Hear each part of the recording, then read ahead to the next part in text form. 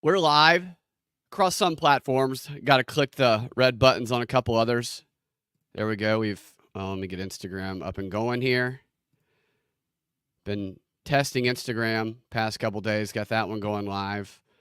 Now we are also live on Rockfan. This is the Propaganda Report. I am Brad Binkley, and I have a special guest joining me this afternoon. The man who has led the effort to shed light on the actual verifiable issues with the 2020 election, shed light on the lies those in power have told about it, including Republicans like Georgia's Secretary of State Brad Raffensperger and Governor Brian Kemp, and who has been America's most reliable election watchdog for over 20 years, Voter GA's Garland Favorito.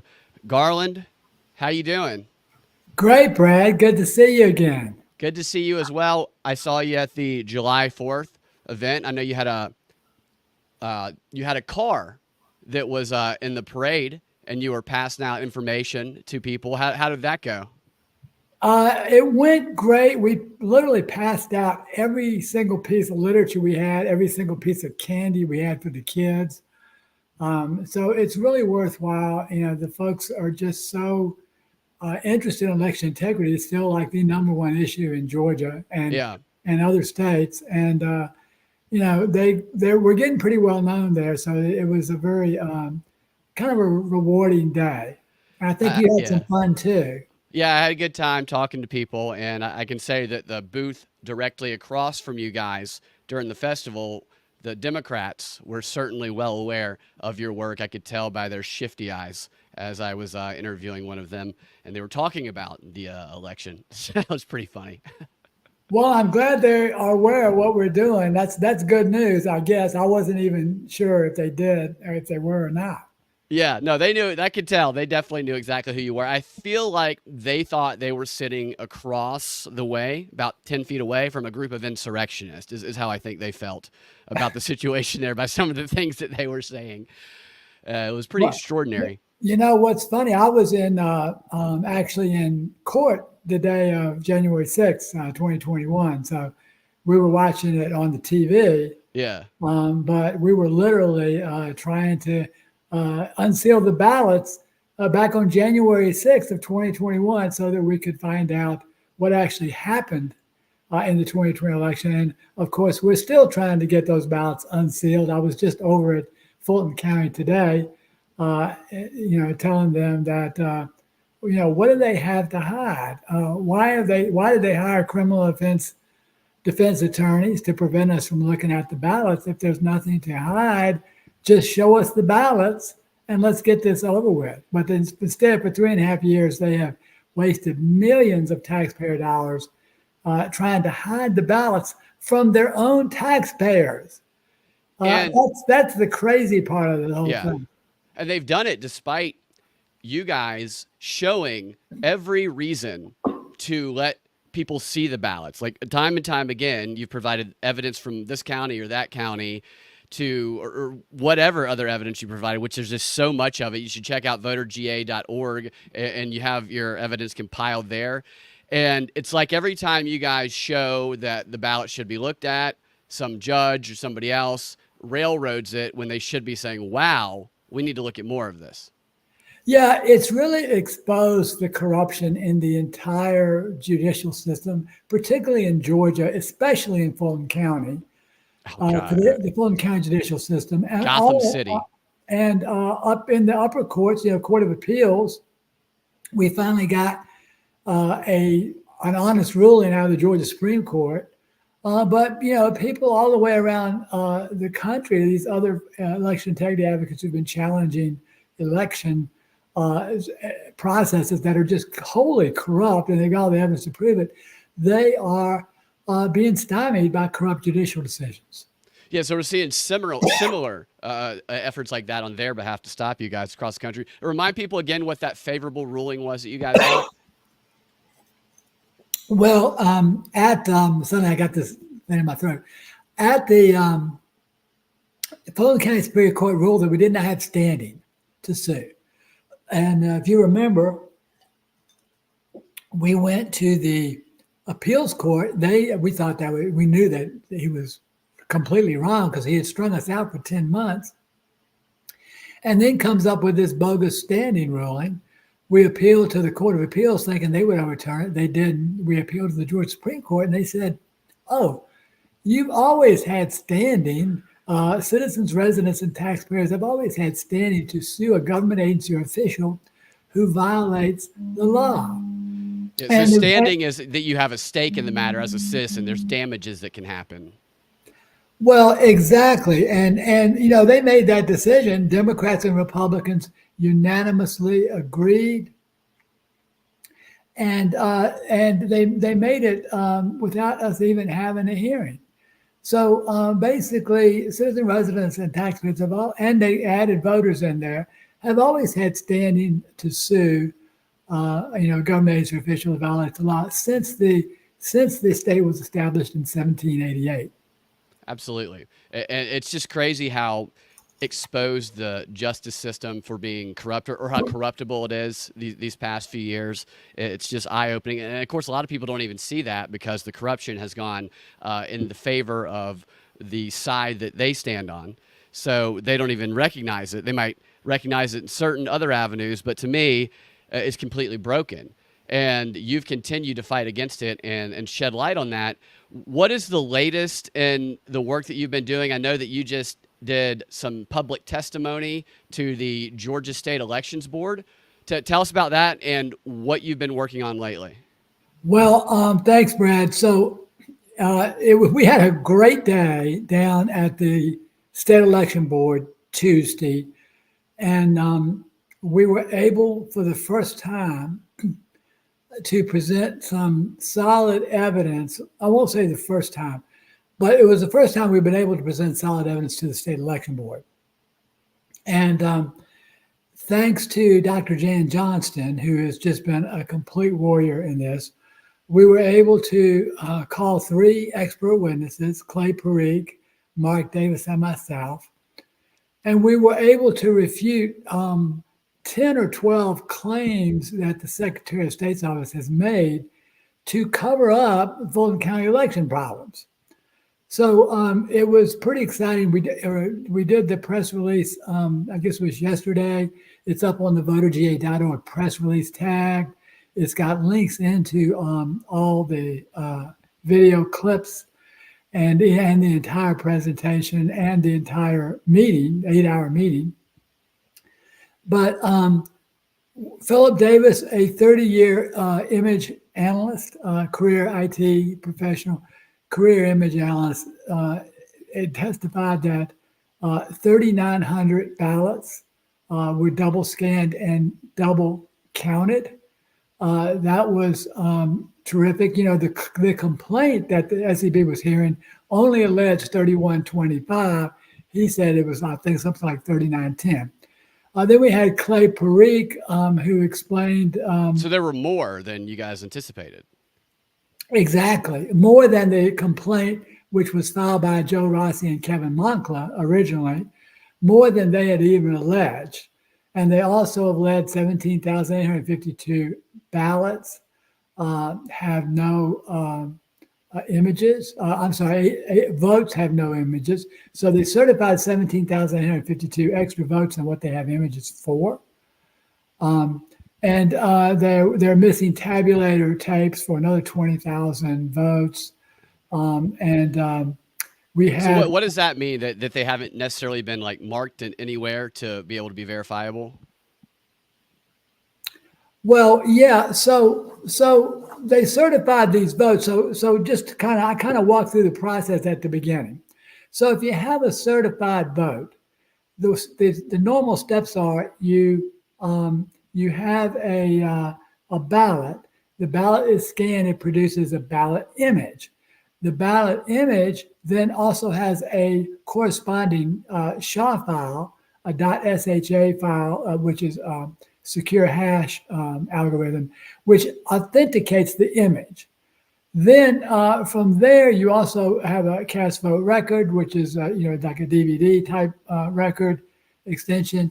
And then the in-person votes are tabulated. You have a tabulator tape. If it's an absentee ballot, that is batched out, and you have a batch reconciliation sheet.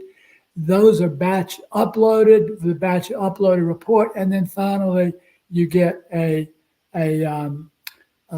certified vote that's sent on out to Clarity Elections. So that's the process. You have to have all those artifacts. And what we found out was that there was about 1 million, literally 1 million, over 1 million missing election records in that process. And that's just the ballot processing. That's not all the other things, the paperwork you have to do to run an election. That's just the most critical paper stream. And one of our witnesses was Clay Parikh. He's tested 7 different voting systems. He's a cybersecurity expert, 20 years. And he was able to walk through, what a SHA file was, why it's important, how it's automatically generated, and so on. So we only had a very limited time. So you can watch the whole thing. That's all linked in on our press release at voterj.org press release tab. How do they react to this when you're giving them this information, the Georgia State Elections Board? Well, I couldn't tell because I was presenting. I could tell that the new board member, Janelle King, who was just absolutely dynamite, she was totally engaged in my presentation. I wasn't so sure about the chairman. Dr. Johnston asked a couple of questions of Clay Parikh. I know that, unfortunately, Sarah Ghazal, who was the Democrat-appointed board member, was wholly disinterested and wouldn't barely even look at me. And then I couldn't read Rick Jeffries too well. He's a new senator who's on the board, but they did vote to have us heard, which I'm grateful to them. That was a 3-1 vote with Sarah opposing.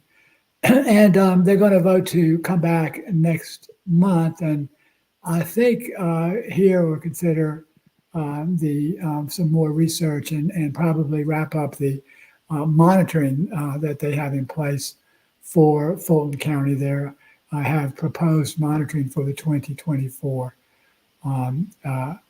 upcoming elections. So it's just so you say the one was tuned out right away. That kind of reaction, and that's kind of the reaction I felt when I was responding to the guy I was talking to at that festival, and any other time I've spoken with people who just believe automatically what the media tells them. It is immediately checked out, and if they're able to respond, then just regurgitating the talking points that have been fed to them, by Rachel Penis Neck Maddow and CNN and whoever else.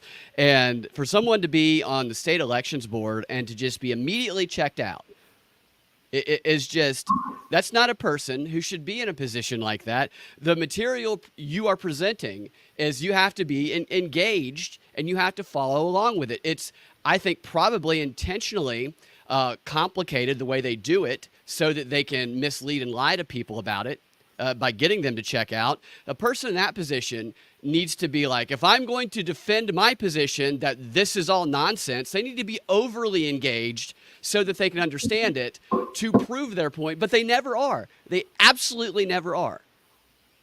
Yeah, I was very disappointed that I got 0 questions out of the board. Right. Clay did ask a couple of questions. Dr. Johnson asked Clay a couple of questions, which were good questions. And but I'm just happy that we got to present. It was the first time we really busted this case open. Finally, it's been 3 years. Yeah. But of course, the media is reporting about it everywhere, right? Well, that's the funny part about it was, every article that's come out about the meeting that I've seen so far has something to do with rules. And the rules were only a small part of the meeting. So that's kind of interesting. But then again, that's what the media, it's like they've all decided that that's how they're going to circumvent this story. Absolutely. Is by just simply focusing on the media, the rules part of the meeting, and ignoring everything else that happened. Yeah. There was a lot of political jockeying going on just to get us to be able to speak. And Brad, here's the other important thing. So Joe Rossi and Kevin Moncla, who filed this complaint, have a legal right under Georgia law to have representation and present their evidence. And there's a statute. It's an administration court statute, 50-13-13-3, and it states that clearly. They have asked and asked for that right, and they got pushback, even from the new chair. Of course, they got pushback from the old board. We now have a new board with better members, I think, more better integrity. But they even from this new board, particularly the chair, they had gotten some pushback, but they have now been able to present the evidence, and they decided. Joe and Kevin graciously decided that they would allow me to present on behalf of Joe, and then Kevin had engaged Harry McDougall, who's one of the best lawyers in the state of Georgia. He's defending a client in the Fonnie Willis case, and he's also working with Caroline Jeffords on the Fulton ballot inspection case, counterfeit ballot case. So Harry was able to sum up the everything that was wrong. He actually called Clay to the stand. Well, it wasn't really a stand. It was just in order to ask him some questions. And he also interviewed and asked Philip Davis questions remotely. So that's how we were able to get all that information on the record. We were only limited to a half an hour, whereas Charlene McGowan, the Secretary of State's office, had 2 hours to do nothing but cover up. They never presented a single point of evidence in the case. They just presented a dozen different excuses as to why there was nothing to worry about. And that's what's interesting to me about the Georgia Secretary of State. But first, how long did you guys have to wait there before you presented? Well, the first thing that happened was they went into executive session in order to determine whether or not they were going to comply with the law. So finally they came out, and I'm sure thanks to Dr. Johnston, they decided to comply with the law and give Kevin and Joe the time, and then Kevin and Joe turned it over to us. So Kevin and Joe had an attorney and 3 experts to back up their complaint. Now, guess how many experts the Secretary of State's office presented when they presented the case at the May 7th meeting? So 0. Exactly. Yeah, exactly. No, 0 experts. The investigator could only answer maybe 2 of Dr. Johnston's question, and the legal counsel, Charlie McGowan, inserted herself into the presentation, which was supposed to have been done by the investigation team. I can't recall ever a case in SEB history, and I've been doing this for 20 years, where the legal counsel has suddenly taken over and started to really reply and present an investigative case. It's quite bizarre, but basically their goal was to defend the Secretary of State's office by defending Fulton County. Which is exactly opposite, because if the problems in Fulton County are uncovered, then it shines equally as bad a light on the Secretary of State's office. And absolutely. That's why we've had this cover up of corruption for the last 3 years. And as you know, welcome to Fulton County. That's how things work there. For those watching who don't live in Georgia, Fulton County is basically Gotham City with Fannie Willis at control when it comes to the district attorney's office. That's where the Trump January 6th case is. Fulton County is one of the most corrupt places you're ever going to go, and the fact that you're able to get as far as you are there is pretty unbelievable. And a question here, which is right what I was leading into, or a comment from another 23 here about, and they call the Secretary of State office the election guru for the state. So much for being a guru. Yeah, they position Brad Raffensperger as an election integrity guy to me, which obviously he's not.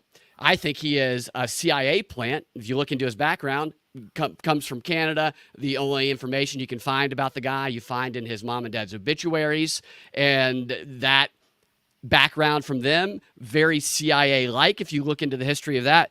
But it feels to me like they're presenting this, let's make it look like this Brad Raffensperger guy is this Republican we're going to fight against to have a straw man so the media can look like they have this foe, all for the purpose of really just ignoring the work that you do that's actually the legit work, because they're both against you and Voter GA's work. Yeah, the fake foe, the faux pas foe. Yeah. So, it's well. The other thing about Brad is, which is interesting that you mentioned the possible CIA connection, but Brad's company went bankrupt in 2008, and it's public record. I mean, when he was running for office back then, what kind of company was it? I think it was an engineering company. He's an engineer by trade. A front organization. Okay, I see. Yeah, and so now that was in 2008. And 10 years later, he was able to buy the Secretary of State's office with $1.2 million in his campaign. Yeah. His family lived right there in Virginia, like right around, like within miles of the CIA headquarters. Not that everybody that lives within miles of that, but when you combine all the other ones, questions should be raised. Don't mean to interrupt. Sorry. Oh, no. Did you say that he lived there? His family lived right around Langley. Yeah. Oh, now that one I didn't know. You've been, of course, you are the consummate researcher. I try to be. They make it harder these days. Yes, I know they keep pulling information off. So that's interesting to know because I had not actually considered that, but we've been trying to figure out what's wrong. We know something bad is wrong because, as a Republican, he's actually done everything he possibly could to sell out the Republican Party in Georgia. Absolutely. So it's just really, it's really kind of intriguing. But how he even came to office. It really is. He had no knowledge of the Secretary of State's office. I asked him one time, I said, well, why do you want to run for this office? Because I mean, if you do something right, nobody's going to know. If you do something wrong, the world's going to know. It's like, I mean, what do you have to gain? I mean, if you've got $1 million to put in a race, just take it and go to Tahiti somewhere and enjoy the rest of your life. Why would you want to put yourself through that kind of stuff? And I mentioned that to him when he was a candidate for office back then. So, but I never did get quite a very clear answer out of that. But anyway, here we are. Yeah, and he had an effort today. This is what I've been seeing in the news lately about his voter integrity effort. And the AJC article today talks about a new audit that he's doing. I think the SAVE audit of potential non-citizen voters who may have been registered to vote. And then I see something about this groups from the Georgia Recorder, groups readying mass voter challenges, and there's an app for that. I believe this is related to the Secretary of State. Yeah, it looks to be called the Eagle Eye app, all seeming to be the appearance of making the election secure and looking for fraud, but actually protecting against those who are trying to really investigate it. Yeah, so that's interesting that you brought that up. That's a good topic. So, the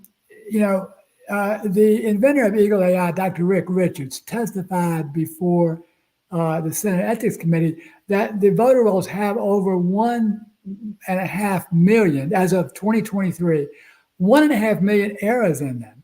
And he had given those errors, and this was right after Gabe Sterling had gotten up and testified that Georgia had the cleanest voter rolls in America. Okay. And Dr. Rick Richards came up after that, and he laid out, okay, we've got 700,000 of this type of error, 300,000 of that type of error, 50,000 of this one, that one, and he just laid it out. And these were things that are not just cannot be correct.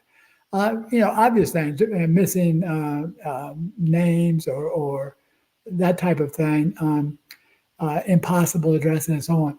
But so what the news media is now petrified of the Eagle AI product, and so Dr. Richards is giving this product out essentially almost for free. He developed it. Very bright, incredibly bright guy. I wrote his first program all the way back in '68 when that was the first time I wrote mine. So he's not associated with the Secretary of State's office, and I was incorrect. No, that's correct. He's Okay. not. And the Secretary of State's got a lot of these fake audits in place to try to claim that he's got more security. And he's talking about voter integrity. Well, voter integrity is not the issue. The voters have integrity. It's the elections office that's having more of an integrity issue. But what's interesting about this Eagle AI product is that Dr. Rick makes this available, and to individuals who want to check their own county's voter rolls. So what it does, it has no data of its own. It just goes out and looks for national change of address data from the U.S. Post Office. It looks for out-of-state voter registrations. And what it does, typically what we're seeing now, is that the volunteers who use this program are then presenting to their boards, here's evidence that, number one, a voter made a national change of address entry. They've identified, notified the post office that they are changing their address, and they have registered in another state. So Eagle AI goes out and gets this data, combines it, and presents it to the volunteer, and then the volunteer can present it to the board, and the board is now faced with corroborating evidence that a voter has moved out of state. I'm just giving one example. Yeah. Well, one is they were on the Georgia voter rolls. Then, after they were on the Georgia voter rolls, they did an NCOA, National Change of Address, to the post office to move out of Georgia, and they registered at a different in a different state. At that point in time, they've changed their residency, and they are no longer eligible to vote in the state of Georgia. So the media, for some reason, wants to keep all these invalid voter registrations alive. And it's fascinating that they have just come up with all sorts of things, ways to attack Dr. Richards, and anything that's associated with him and the volunteers and everything. They call it voter challenge. It's invalid registrations is what's being challenged, because the voter is gone. They moved to North Carolina or Florida, somewhere else. So, but that's kind of what the background, that's what's going on right now. Is it's just, and the problem is that if these invalid registrations stay on the file, what we see, and we've seen this in the last couple of elections, is that these mysterious ballots are cast for these invalid registrations. And that's what the volunteers are interested in stopping. Yeah. And But that's mystery, everybody loves mystery. You don't want mystery ballots? well, yeah, I think mystery. There's a good place for mystery in a movie house or a Yeah. TV set, but Not your voter ballot. not necessarily in the voting. Particularly when it dilutes, it may dilute your vote. Yeah, So that's absolutely. what we don't want. Well, so you brought up an interesting subject, the USPS, and in Georgia, we are the home. Georgia and Virginia but Georgia especially, are the two states where the United States Postal Service is having massive delays, which isn't being reported that much nationally, but they've already had instances during the primaries where people have voted by mail in February, and then their ballots didn't show up until late March after the primary, and their vote didn't get counted. And it's a problem that's been ongoing because of a new postal center that's been put here in Georgia. I can't remember where exactly it is, but I looked up the background of that a little bit, and it is a federal project to try and streamline the USPS, and it's part of Agenda 30, from my understanding. And I just anticipate this voter mail delay problems. I mean, I've gotten bills 3 days after they're supposed to be paid because of this. I anticipate this being a problem in the upcoming election. What are your thoughts on that? Well, absolutely. That new postal center is in Palmetto, That's right. Georgia. And I was actually very close. I was actually in Palmetto, Georgia today because the new 600,000 square foot warehouse is located very close to Palmetto, Georgia. That's the Fulton County warehouse. That's the one where they just spent $30 million and $4 million a year, but they don't have room for the 2020 election ballots. Even though they just bought a 600,000 square foot warehouse, they literally, the clerk of the Fulton County Court went in to a court and told them that they have no room. I mean, It's too cluttered in here. how I don't know where you can't make this stuff up. It's absurd that these folks will go in, these people and these officials, and lie to the courts with just unbrazen remarks. They just don't. They're just not even concerned about what they're saying, if that it has any credibility or integrity at all.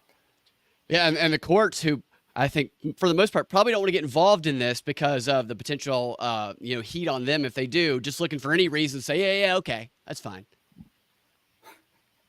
Yeah, the courts, like some of and particularly the judges, like to overlook any thing that contradicts the official government testimony. Yeah, yeah. So do you think that could be if something? I just don't know at this point. I know they're still trying to decide who the candidate's going to be, but it just feels like it's so overwhelmingly going to be Trump that defeats Biden. I just look at this mail delay as like a just in case. Yeah, we can use this if we need to. Well, absolutely. They're trying to use that as an excuse that you need to keep counting ballots for weeks after the election. That's the excuse that they're trying to do. And I would swear that this is it seems to be intentionally making the whole mail process worse. No, they would never do a thing like that, Garland. The mailing process has been, if you're just sending a first class letter, has been pretty good up until the last few years. Dude, it was the top trusted government agency. I brought this up during the debate I moderated in Georgia, the Libertarian debate. Number one trusted agency, and then this starts happening. Yeah. Well, I guess the trust was too high, and they had to screw it up. So. But it appears to me there's political motivation now, and that's interfered with the United States Post Office's operation. This ever since this new Palmetto service started, we've had problems. I mean, we literally, we sent out 2 pieces of mail on the same day. One of them goes just a little bit up the road, a few miles, and the other one was an international letter. And the international letter arrived before, and in fact, the other one that was for 10 minutes up the road got lost. No way. How does that happen? That's a true story. So you guys did that as an experiment? Well, no, we didn't do it as an experiment. It just happened to us. Yeah.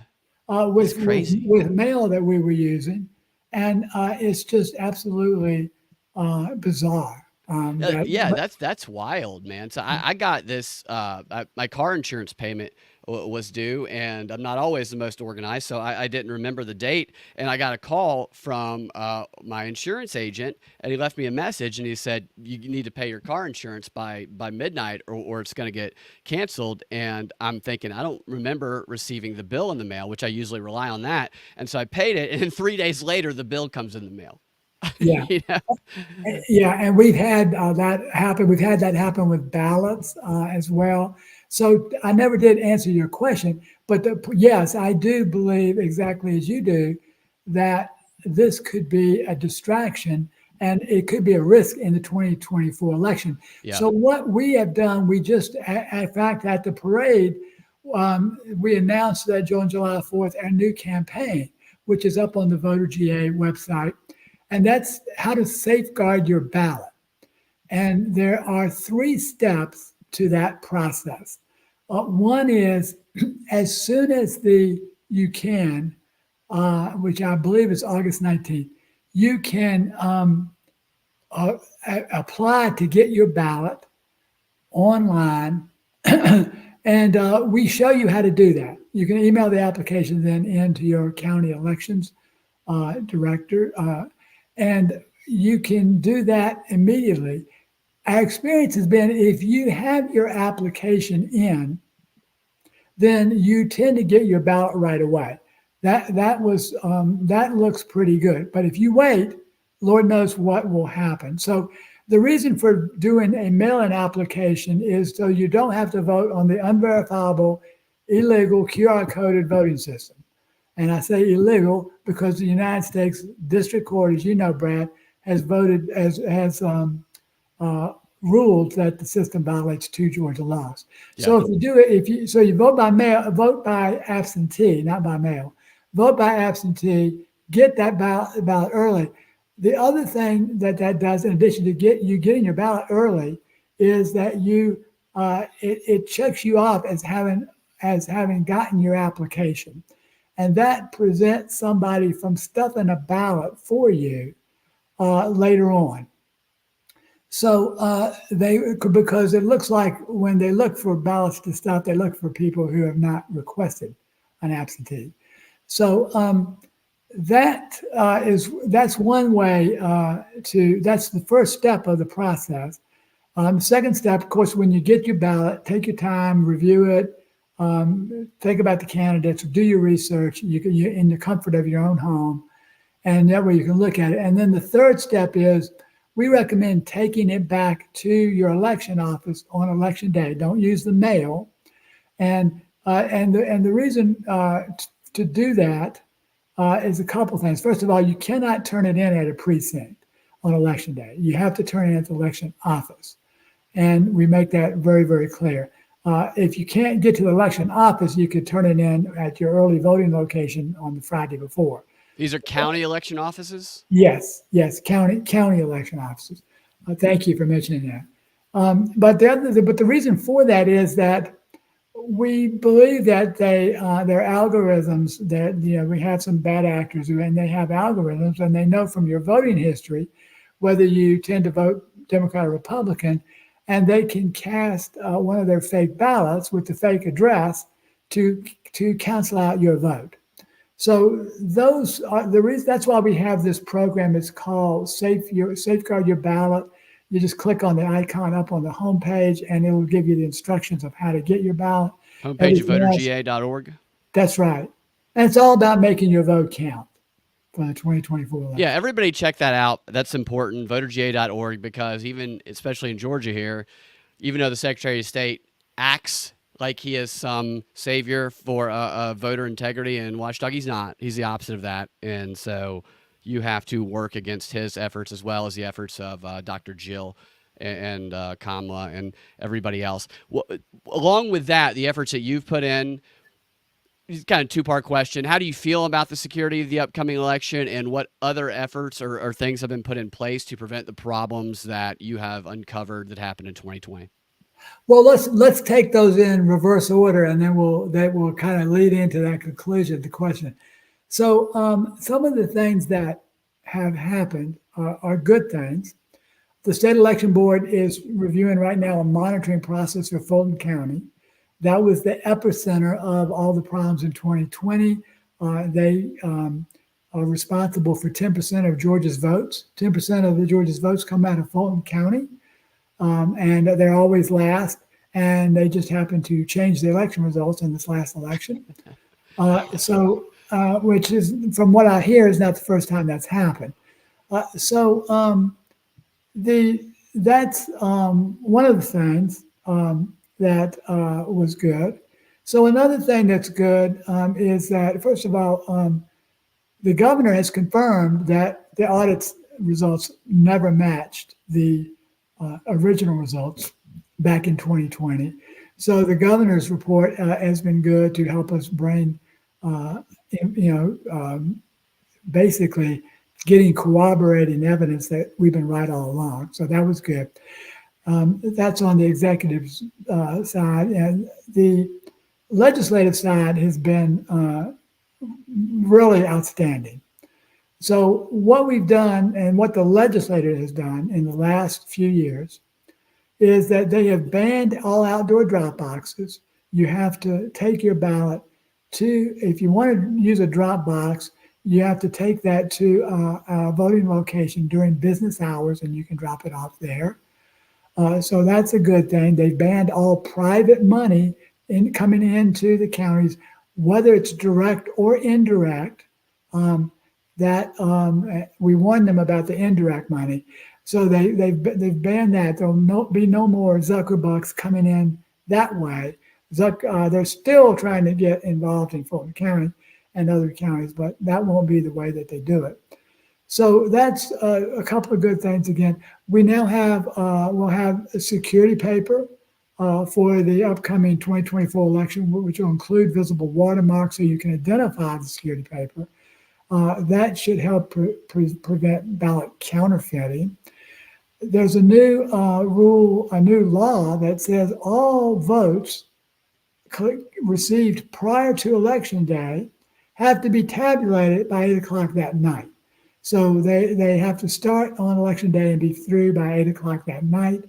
That is that will be great again to deter ballot stuffing. So that's another great thing. All election workers have to be U.S. citizens. If you have to be a U.S. citizen to vote, why shouldn't you have to be a U.S. citizen if you're going to handle 524,000 electronic ballots? Yeah. There's probably a couple more things I'm missing. I'm thinking, oh, of course, two of the biggest ones is that ballots now are open records. And then there's improved chain of custody procedures for sign off and sealing and transferring the ballots between elections officials. So having ballots as public record is going to be great because it'll help us verify the electronic count and it will also help us detect counterfeit ballots. The final thing that is, I think, really important, although I'm disappointed it didn't get done for this year, is the banning of the QR code. So there'll be no more QR code voting. And the reason that's so critical is that the votes are accumulated in the QR code in the ballot that you as a voter cannot verify. And that is the unverifiable voting system, which the court has found is in violation of 2 Georgia statutes. The Secretary of State continues to use that even after the court found that out in October of 2020, just 3 weeks before the election. So the election was conducted on a voting system. And you were telling people about this back when we were on WSB before the 2020 election, well before it. Yeah, that's right. I'd almost forgotten that. That was a while back, and my memory's going. But yeah, it's been an issue all the way back then. But the thing that's really good about that is it sends a message to all the other states that unverifiable QR code voting is not acceptable in the state of Georgia. Why should it be acceptable in your state? Yeah.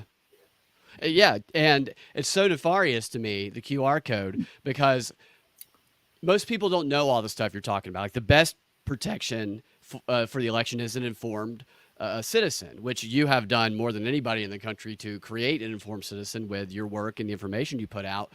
But if you haven't looked into it or nobody's told you about it, it looks like the QR code does confirm who you voted for because they print out a slip and give it to you that has the name of the person you voted on, or you voted for.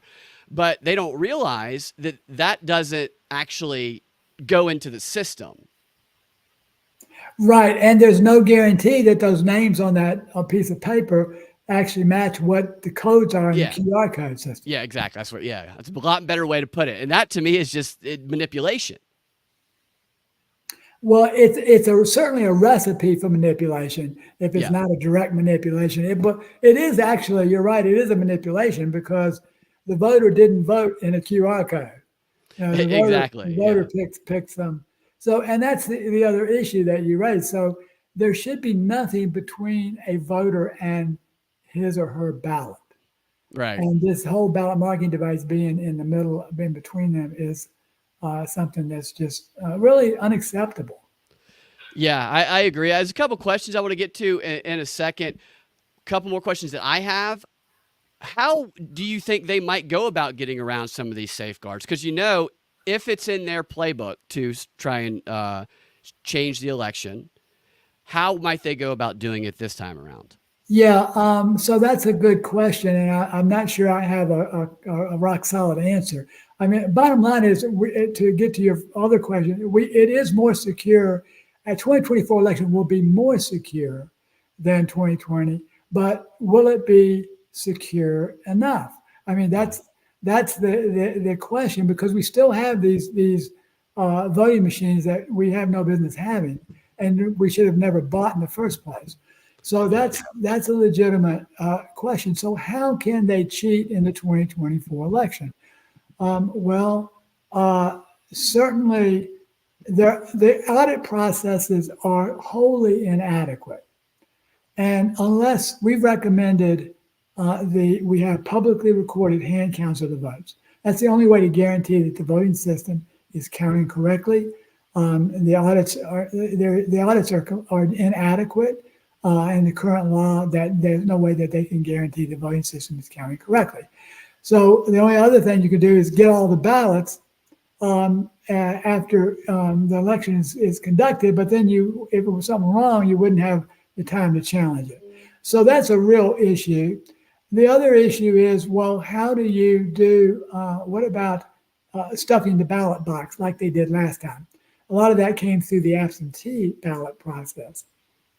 So that is still potentially a problem, but it's we do have another interesting thing I forgot to tell you about, and that was that poll workers or poll watchers now have the right to hear and see every election process. So that includes all the backroom processing of the absentee ballots and so on. That's going to help us. The chain of custody might help us. So infiltration of the poll workers is something I'd look out for if that's going to be they're going to have that increased role. Well, right. I know they've been trying to hire these certain groups of poll workers, which has been, and a lot of, Fulton County, for example, goes through only like maybe, I think the proposal is for 2 staffing firms. I don't think it will include happy faces. They got too many negatives, but from the 2020 election. So that's a possibility. But all things considered, it is more secure.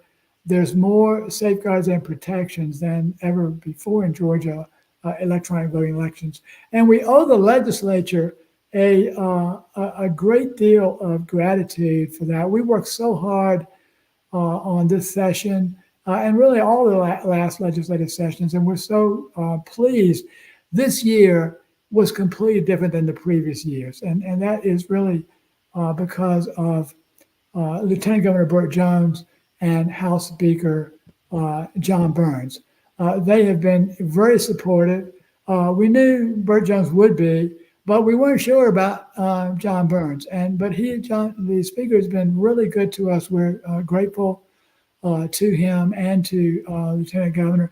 And Senator Max Burns played just a tremendous role in getting this stuff passed. I would consider him the most valuable player. And then John LaHood, who was the chair of the House Government Affairs Committee, has been instrumental in working these bills through, walking them through, getting them done. He doesn't have the experience of Senator Burns, Chairman Burns, but those 2 chairs have done a wonderful job, and Chairman LaHood was just a pleasant surprise, along with Speaker Burns, that we did not expect. And I have to give my hats off to them if I was wearing one, to that they're responsible for a lot about what we've been able to accomplish. That's fantastic. It sounds like there's more people who have gotten elected to government positions or gotten in government positions somehow that are more they care more about the truth and integrity than previously, so that's always a plus, having people fighting for truth in there. And I'm sure they're inspired by y'all's work, as I am, which leads me to my final question on this subject. What is your process like for doing your work? What's a typical day in the life of Garland Favorito? I think there is no typical day, Brad. Every day is different, and we were heads down almost 24/7 on the Curley v. Raffensperger case in January. When that was done, February and March, we went right into the legislative session. That wasn't quite 24/7 days, but it was pretty intense, and that went through February and March. In April, we started picking up the state election board things, and we've made some incredible progress there. And there's been just a lot of other things that have cropped up along the way. We make presentations all over the state, trying to prepare for that. We try to support our folks. We have folks all over the state, and they need certain kinds of information in certain times. So they're always pinging us for, hey, we need this, we need that. And we can't let them down because they are the ones who are making the difference. They're going to their legislators, their county boards of elections, and their county board of commissioners, and they're making a real difference. That's where really the battle is fought on the ground.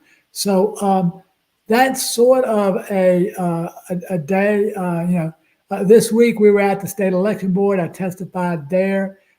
Today, literally, I just got back from Fulton County Election Board. Urging them, I asked them today, we'll bring in the same experts and we'll present this information to the board because, y'all are not being told the truth by your own staff. Yeah. So we called them out for that and the lack of transparency. I've been testifying in court cases a lot in March and April as well, or at least in April and May, I think it was. And then that kind of brings us up. We have state election board in June, May, June, July. We've been working on that, and that's they're long days, and we don't get paid, so we're all volunteers. But we have to do this to save Georgia, and we have to do it to save maybe America in the process. And that's what we got to do. I'm retired. I can, you can get up every morning and fight to save the country. Yeah, it's kind of exciting. I've always enjoyed all the jobs I've had.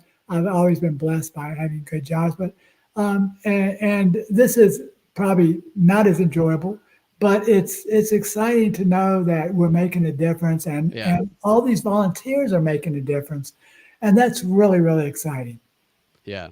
And people can support you by going to Voter GA and donating. And do you have any upcoming events that you want to tell people about?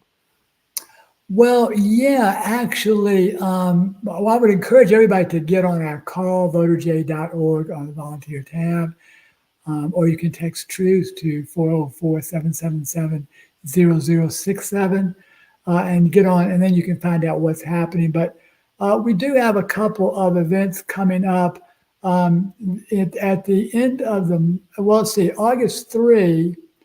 We are going to be in Savannah with a big event there that's going to include Frank Gaffney, as well as Boone Cutler, who's going to be talking about 5G warfare, which is interesting. This is not warfare with bombs and bullets; it's mind warfare. Yeah, and that's cognitive warfare. Exactly. That's where we are right now. So very interesting. That's what you're fighting every day. That is your battle. You're on the front line of that. Yeah, that's interesting stuff. I'd love to check that out. And go ahead. Well, and then the other was great. August 6th is we'll be back at the state election board. So that was actually my next question: is you guys have these state election board meetings that you go to, and I know some of them are open for public comment, and I know that people are interested in going to some of those. How does that work? So if I wanted to go speak at one of these public comment things, how do I find out when they are, and how do I like reserve a 2-minute spot or whatever it is? Yeah. So the next, but what to find out how they are, you can go to the Georgia Secretary of State's website, sos.ga.gov. And it's very tricky, but you have to click on some buttons and say see more. Then you can see State Election Board, Yeah, and you can go get their agenda and their next upcoming meeting. I think they make it tricky on purpose, personally. I really believe they did, because they have certain things hidden, and you have to know to click on the button. And there's no reason to hide it, because it's just one little row of things. So that's coming up August 6th in the morning. It'll probably be at the state capitol. The way that you would do that is that you have to get there early and sign up, and you get to speak for 2 minutes on the topic of your choice. Of course, it has Yeah. to be an election topic. Yeah, it's like an open mic night. Yeah, exactly.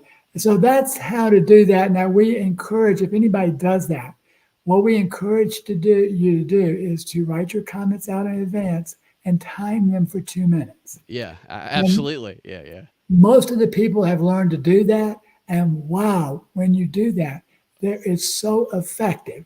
If someone gets up there and rambles, it destroys their credibility and the credibility of others. Uh-huh. But to just take that little bit of time, it might take you a couple of hours to get your comments together, write them down in word processing, and then basically practice them once or twice and time them out to 2 minutes, and you'll be extremely effective. So, Yeah. so that's the way to get involved at the state election board level.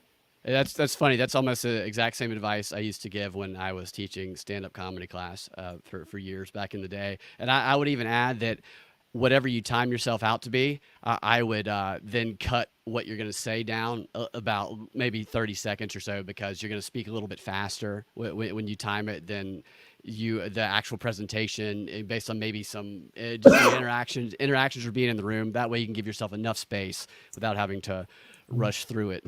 Yeah. Brad, I got to tell you, I did that today. We were over the Fulton County board meeting, and I laid out how their own staff was lying to them. I got down, I attacked them on the transparency, and that they had actually hired criminal defense attorneys to prevent their own taxpayers from looking at the ballots. And we got down to the last second. She said 15 seconds. I'm on my last paragraph. I get it right in. The buzzer goes off. And just before the buzzer goes off, I said, in order to fix the 2024 election, you have to understand what happened in 2020 and correct it. And just as the buzzer goes off, I said, if there was nothing wrong with the 2020 election, then show us the ballots. And right as the buzzer went off, I screamed, "Show us the ballots" into the microphone. That's how close. Great. That's how close my comments were timed to 2 minutes. That's perfect. You got the light, and you closed with your big headline there. That was yeah, awesome. Exactly. You got a few minutes to go through a couple of these comments here? Absolutely. I really, we love the people. It's all about the listeners, and we don't want to leave any listener with an unanswered question. Absolutely. So D's last says, long time, welcome back, Garland. I'm Murray, says, unfortunately, I think I said this one earlier, there's still, unfortunately for Kemp and Raffensperger, Georgians are still very focused on the 2020 stolen election. We know Biden didn't win, so even though they'd like to bury that issue, they can't. Sam says, hello. And another 23 has a link here to the 3 experts, which I'll share that with the show notes and on X. Sonia says, glad to see you guys. And then we have Eli Who's Who says, wow, to what you were speaking on earlier. And then another 23 says they called the Secretary of State. Oh, yeah, I mentioned that one earlier, the guru. And E. Healy says the Jeffords guy on the SOB seems checked out. I was talking about what you were talking about earlier, them being checked out here. So plus he was absent in the last meeting. And then they also say, The citizens' comments were on point. I think speaking about the meeting, great inside info from Garland folks regarding the county elections all over the state. Another says that they put on a video yesterday showing Georgia governor committing identity theft for 10 years on one citizen. Do you know anything about that? I don't think so. No, Yeah, if I you got a can't link, say. link it. Yeah, I'd love to check that out. I'd have to catch up on that one. Boy, I like that logo though that they've got there. Yeah, Unplugged Georgia. yeah. So this is somebody that maybe knows more than I do. So, well, because I have not heard that yet, but I've been so busy the last few days with the state election board. Everything else has passed It's right hard to over. consume all the information. There's so much going on. Uh, E. Healy wants to know, I'm not sure what BOE is, but wants to know why these county BOEs are not accepting the challenges that you've presented.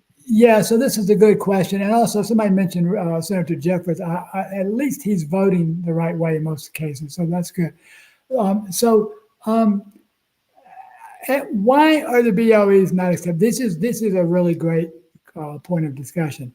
So, and it kind of ties with what we're talking about earlier with Eagle AI. So, the citizens are going in and they are making these challenges. I'll give you a couple of examples where there's different things. There's different things we can talk about, but I'll use the NCOA example. So the citizen, I'll give you an example up in Forsyth County where Stephan Bartelski presented some challenges, and he presented the NCOA database,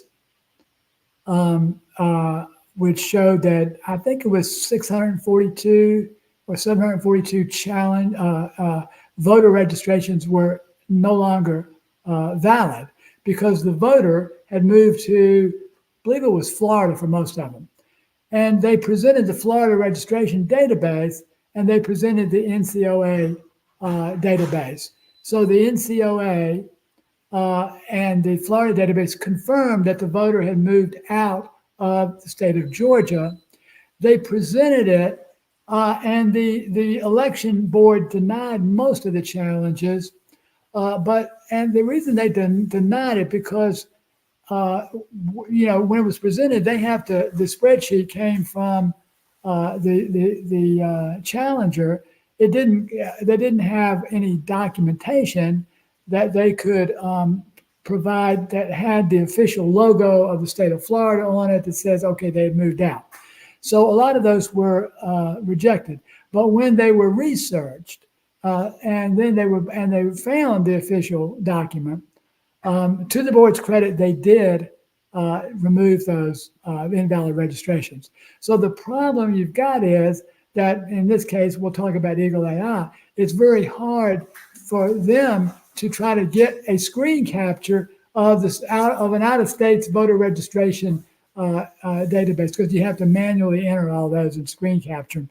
And the software doesn't do that; it just combines and matches the data, and that's the way you would expect to. So, bottom line is that in this case, Forsyth County, they need to take those back and pull them themselves and verify that they are in fact invalid registrations and remove them. I hope that's going to happen. But that was one reason why some of them are being rejected. It's not that they're totally rejected. It's just that they don't have Yeah. the complete proof they need. So now the burden falls to the elections division. Since they've been notified, they then the county elections staff needs to verify whether or not those are correct. So I'm hoping that's going to happen, and then they will in fact remove them like they did about 50 other invalid registrations on that same day that they had the data for. Yeah, it's like the election challenges that you guys have done. They will throw them out on anything, like they said, standing or whatever process. I talk about when I was in law school, you learn on the first day when you submit a brief, if you have the wrong font, the wrong margins, a comma in the wrong place, then they can use that as a reason to throw your entire thing out, and you would get an F on your paper when you turned it in because of that. And they will do that. They'll find any reason to reject anything that goes against the official narrative. And I think that sounds like part of what it was going on there.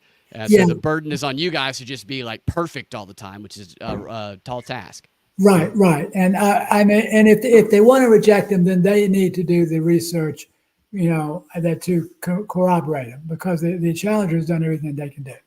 Yeah. Okay. So we have another link here to the how to safeguard your vote. I'll put that in the show notes as well. And another says that they were watching you today at Fulton County. You spoke about that. Said an amazing climax. Talking about what you just mentioned. That comment was actually before you told us that, I believe.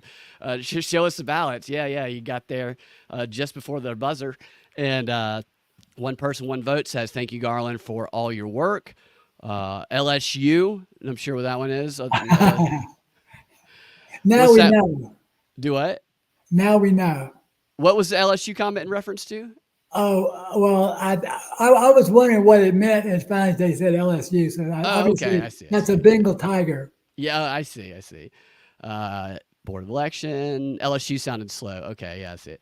All right, and then there's a couple other links I'll include about identity theft and what about the true vote process to challenge the voter rolls. I signed up to do that. Yeah, I don't know where they stand on that. We're not directly associated with True the Vote, but we do kind of, overlap a little bit. I don't know. I don't know where they stand. They have challenged, originally challenged only based on NCOA. And that's why I like what Dr. Rick is doing, because he's challenging on multiple criteria. And it's really hard to refute anything that comes out of Eagle AI, because they've got the information that they've pulled from the official government sources, not their own data. They go out and pull the official government sources, match them up, and then present it. So I really can't. I don't know exactly where True the Vote stands. All right, and we have a thank you, Garland, and then from Stella Q. Hello, Garland. Still rocking. All right, Garland. Thanks for hanging out today. And if you will, I'd love to close out on a bit of a change of pace. A quick question, which you told me this bit of information the other day when we saw each other at the July 4th festival that I didn't know about the JFK assassination and the two Oswald theories we were talking about, and a connection to the Bush family that I was unaware of. Could you tell me and everybody listening that connection to the Bush family? Well, I think I can do that without being accused of being a conspiracy theorist, because it is, in fact, public record, confirmed by the Rocky Mountain Herald and the Miami Tribune, that let me make sure I get this straight. John Hinckley's brother. We're talking about the Reagan assassination. Oh, excuse me, the Oh, Reagan. I said, yeah, I was way off. We had was it two separate Kennedy? conversations talking about the Reagan assassination. I was Oh, telling you about how Hinckley is a YouTube acoustic guitarist now, and that's how it came up. That's right. oh, okay. Did I get that? Did I get the wrong assassination there? I think it was you made a Bush family connection Oh, yeah. about a Bush that I wasn't even aware of, and I think it was Hinckley. Yeah, I'm getting confused on the Well, conversation. well, yeah. I think it's actually public record that Scott Hinckley, which was John Hinckley's brother, was having dinner with Neil Bush on the night of the assassination, and that, of course, Neil Bush being George H.W.'s son, and Scott and Hinckley and John Hinckley's father was the head of World Vision. A lot of people believe that that was a CIA front, and the and their dad was a large contributor to George H.W. Bush's campaign. So I believe all that is public record, and it's not anything that I've made up. You actually research that yourself. But it's kind of obvious that the person who had the most to gain from the Reagan assassination was George H.W. Bush. So that's a little background on that. That's pretty disturbing, but it kind of breaks down that Democrat Republican thing and the left right thing. It kind of shows you that it's really more of a uniparty, Yeah, yeah, and that even absolutely. that's what's actually going on there. Well, was there other than George Bush and the CIA and all that? What was there another connection to a Bush family member to the JFK that I that we talked Well, about? Maybe I'm well, misremembering. there is a photograph of George H.W. Bush in Dallas that day, right around, I don't know exactly what street he was on, but right around that area, around the school book depository. Of course, he was just there. And didn't have, nobody's saying that he participated in the physical assassination or anything like that, but he was in Dallas that day, Yeah. along with Richard Nixon, who I believe was presenting, if memory serves me correctly, I believe he made a presentation. It might have been Pepsi Cola. I can't remember exactly where he was making a presentation. A lot of interesting people happened to be in Dallas on the day that Yeah. Yeah. that John F. Kennedy died. Yeah, they sure did, didn't they? I shouldn't laugh, but it's all a little silly sometimes when they tell you to ignore all those connections. But a lot of people don't realize that you wrote a book that's conspiracy themed, they might say, although it's all in evidence. And you have a lot of work dating back before even the voter GA stuff. So everybody should check out voter GA and just follow Garland's work. Does fantastic work, and thank you for what you do. I'm loving it, man. You keep me inspired all the time. And thank everybody for listening. Garland, we'll bring you on again soon and maybe see you at a live event. Talk to you All right, guys next time. I would love it. Have a fantastic rest of your day.